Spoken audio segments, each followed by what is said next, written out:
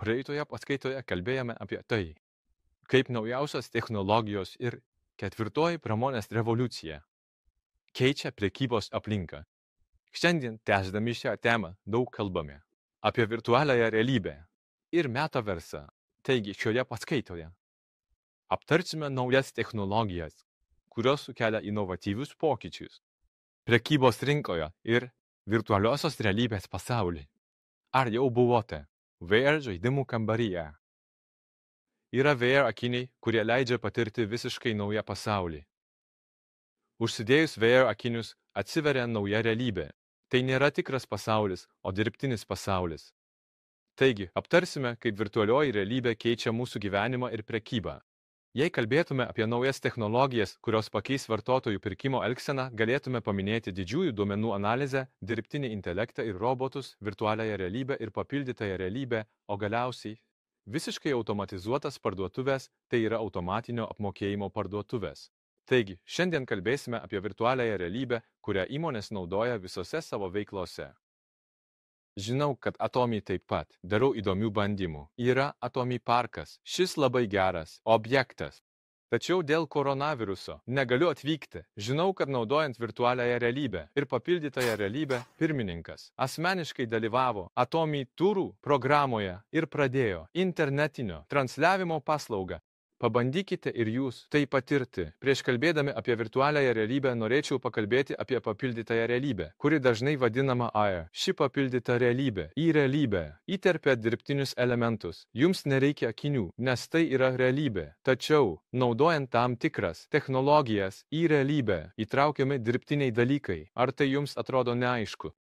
Pažvelkime į IKEA pavyzdį. Baldų pirkimo sprendimas yra tikrai sudėtingas. Šią problemą sprendžia būtent IKEA papildytosios realybės pirkinių katalogas. Ar galime trumpam pažvelgti? Pabandykite.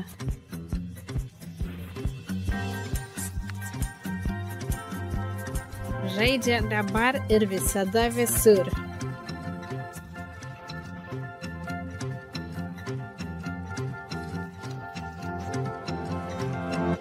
Jūsų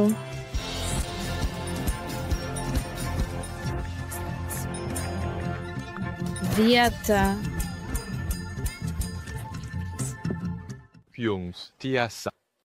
Akivaizdu, kad realybėje nėra kėdžių, tačiau naudojant šią papildytąją realybę, galiu laisvai keisti kėdes, kurias noriu. Tai reiškia, kad galiu matyti dirbtinį pasaulį, panašų į realybę. Tai ir yra papildytoji realybė, o dabar noriu kalbėti apie virtualiąją realybę. VR iki šiol daugiausia buvo naudojama žaidimuose ir pramogose, tačiau pastaruoju metu tai tapo dideliu klausimu prekybos rinkoje. Dėl to daugelis įmonių siekia pasinaudoti šią virtualiosios realybės technologiją, kad vartotojai galėtų patirti naują klientų patirtį. Tai yra pagrindinė tema, tai tampa naujų pardavimo būdų. Dėl to pastaruoju metu dažnai kalbama apie metaversą. Šis terminas apima visą pasaulį, o meta reiškia virtualų. Taigi metaversas reiškia virtualų pasaulį. Išplėtus virtualiosios ir papildytosios realybės savokas, galime kalbėti apie naują trimatį dirbtinį pasaulį, kuriame vyksta socialinė, ekonominė, kultūrinė ir asmeninė veikla. Tai ir yra metaversas. Tyrinėdamas prekybos pokyčius, supratau, kad virtualioji realybė yra labai svarbi pokyčių tendencija, todėl pradėjau tyrimą. Kaip vartotojai pasikeis, kai apsipirks virtualioje realybėje, naudojant VR. Kuo skirsis apsipirkimas, kai dėvime VR akinius? Norėjau tai išanalizuoti, tačiau kol kas nėra svetainių, kuriuose būtų galima apsipirkti naudojant VR. Galvoju, kaip galėčiau tai išanalizuoti praktiškai. Mano Hanyang University studentas yra VR kūrimo įmonės savininkas. Jo pagalba sukūrėme VR mini parduotuvę. Su ją leido mano studentams apsipirkti. Aš pasakiau, įsivaizduokite, kad esate tikroje parduotuvėje ir pirkite po 10 prekių. Taigi, noriu pasidalinti tik tais rezultatais, kurie turi įžvalgų. Vienas iš įdomių dalykų, kuriuos atradau, yra laiko iškraipimo reiškinys. Dėvėdami VR akinius, įeinate į parduotuvę ir pradedate apsipirkti. Taigi, apsipirkimas baigėsi. Klausiu, kiek laiko, jūsų manymu, tai užtruko? Atrodo, kad tai užtruko apie 10 minučių, galbūt 8 minutės. Taip atsakė dalyviai. Eksperimento dalyvių vidutinė apsipirkimo trukmė buvo 15 minučių. Iš tiesų, jie atsakė, kad tai užtruko daug trumpiau nei realiai praleistas laikas. Šį reiškinį aš savo tyrime pavadinau laiko iškraipimo reiškiniu. Virtualiosios realybės VR pasaulyje laiko samprata šiek tiek keičiasi. Kai perkame daiktus internetu, tai yra tiesiog realybė. Tačiau, kai užsidėję VR akinius, įžengėme į virtualią realybę, tai tampa visiškai nauja patirtimi ir kitokiu pasauliu. Viskas vyksta beprotiškai ir tai suteikia įdomių įžvalgų marketingui ir prekybai. Manau, kad tai yra pirmasis tyrimas, kuris iš tikrųjų nagrinėjo VR apsipirkimą. Aš apibendrinau šio tyrimo rezultatus ir pristačiau akademinį straipsnį Korėjos marketingo asociacijoje ir jis sulaukė didelio populiarumo. Taigi, aš parašiau straipsnį apie šiuos tyrimo rezultatus. Laikraštyje Dong A Ilbo. Virtualiosios realybės prekybos centruose įsitraukimo lygis yra didesnis, palyginti su tradiciniu internetiniu apsipirkimu. Tuo metu aš nesukūriau VR mini parduotuvės, tačiau aš pirmasis dalyvavau eksperimente. Ten esu aš. Dabar aš rimtai leidžiu studentams apsipirkti VR. Ar galime trumpam pažiūrėti vaizdo įrašą, kaip tai vyksta?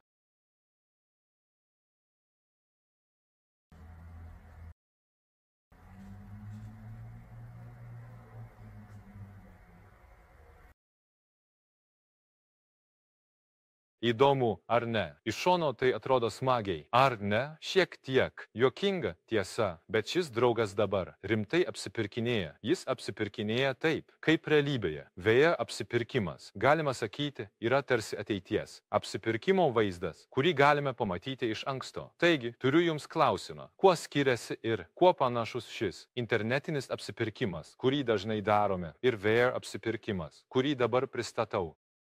Panašumas yra tas, kad abu leidžia man palyginti ir ieškoti norimų prekių, nesilankant fizinėje parduotuvėje. Tačiau yra skirtumų. Internetinis apsipirkimas yra tiesiog realybė, kurioje perkate prekes remdamiesi nuotraukomis. Tačiau VR apsipirkimas leidžia jums patekti į pasaulį, panašų į realybę ir pirkti prekes. Tai yra klientų patirtis ir jausmas ir manau, kad tai yra didžiausias skirtumas tarp internetinio apsipirkimo ir VR apsipirkimo. Būtent dėl šios priežasties ateityje prekybos įmonės, pardavėjai ir gamintojai turės didelį susidomėjimą VR. Ketvirtoji pramonės revoliucija pradėjo ankstyvą omnikanalo prekybos aplinką, kuri pastaruoju metu evoliucionavo į visiškai naują pardavimo ir prekybos aplinką, integruojant virtualią realybę, papildytą realybę ir net dirbtinį intelektą. Kitas pavyzdys yra be darbuotojų. Parduotuvė, kurioje nėra darbuotojų ir atsiskaitimo kasos, tai tikra be darbuotojų parduotuvė. JAV Amazon pirmą kartą išbandė be darbuotojų parduotuvę. Pastaruoju metu tai aktyviai įgyvendinama ir Pietų Korėjoje, ir Kinijoje. Dėl pažangios technologijos egzistuoja automatinio atsiskaitimo parduotuvės, kuriuose visai nėra darbuotojų. MR24 šiuo metu eksperimentuoja su savitarnos parduotuvėmis, o 7-Eleven taip pat turi 7-Eleven signatūrę parduotuvę, veikiančią Jamsil. Paruošiau trumpą vaizdo įrašą apie savitarnos parduotuvę. Vaizdo įraše matysite, kad įėjus į šią parduotuvę darbuotojų visai nėra, niekas ten nedirba, net nėra atsiskaitimo kasos. Tiesiog įeinate, pasiimate norimą prekę ir išeinate. Atsiskaitimas vyksta automatiškai. Lotte taip pat taiko panašias technologijas. Tai galima pavadinti biometriniu atsiskaitimu. Kai prekę paimant, tiesiog užtenka prisiliesti delnu, kad atsiskaitimas įvyktų automatiškai. Tokios vadinamosios BioPay, biometrinio atsiskaitimo sistemos, šiuo metu yra bandomos. Atrodo, kad tokios virtualios realybės ir pažangios technologijos galiausiai rodo ateities pasaulį. Žinau, kad tai gali būti naudojama Atomy mokymuose ar pardavimo veikloje ir kad tokie pasiruošimai jau vykdomi.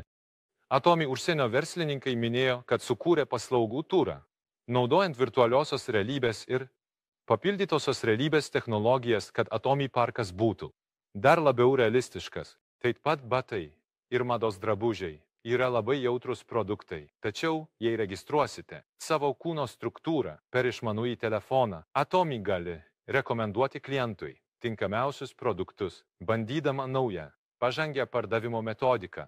Taip Atomy pasinaudoja ateities technologijomis, kad sukurtų įvairias klientų paslaugas ir pardavimo būdus. Jei esate Atomy verslininkas, ar neturėtumėte žinoti apie naujas ateities technologijų pagrindų sukurtas Pardavimo ir paslaugų galimybės, kurias siūlo įmonė. Manau, kad su 4 pramonės revoliucija būtina eiti kartu su naujų technologijų pokyčiais. Kitame paskaitoje kalbėsime apie dabartinę jūsų vykdomos tinklinės rinkodaros realybę. Galite turėti didelių lūkesčių. Šiandienos paskaitą baigiu, iki pasimatymo kitą kartą.